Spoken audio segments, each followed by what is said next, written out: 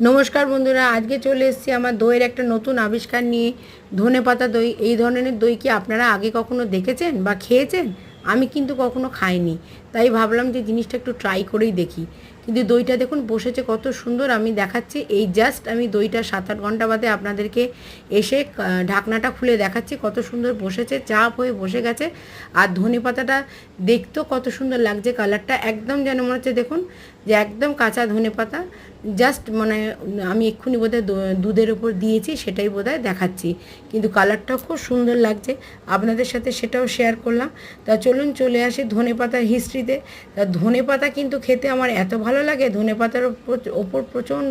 নমস্কার বন্ধুরা, আজকে চলে এসেছি আমার দইয়ের একটা নতুন আবিষ্কার নিয়ে, ধনেপাতা দই।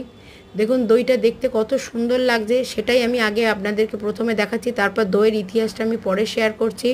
আমি 7-8 ঘন্টা আগে দইটা একটা গরম জায়গায় বসিয়েছিলাম, সেখান থেকে উঠিয়ে নিয়ে এসে জাস্ট কাভারটা খুলে আপনাদেরকে দেখাচ্ছি কতটা সুন্দর চাপ হয়ে বসে গেছে।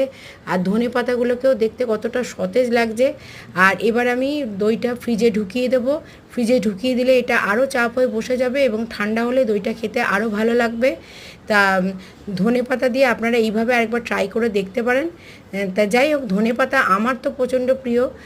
যা কিছু হয় একটু মনে হয় ধনে পাতা দিয়ে খাই, ঝাল ঝোল, অম্বল, ইডলি, সাম্বার, মটর, ঘুগনি। আর এই গরমকালে তো আসছে এখন কাঁচা আমের সাথে চাটনি, সেসব তো আছেই। সবেতেই মনে একটু ধনে পাতা দিয়ে খাই। তা হঠাৎ করে মনে করলাম যে দই পাততে গিয়ে তো কখনো ধনে পাতা দিয়ে ট্রাই করিনি, একবার দেখলে কেমন হয়। যেই ভাবা সেই কাজ।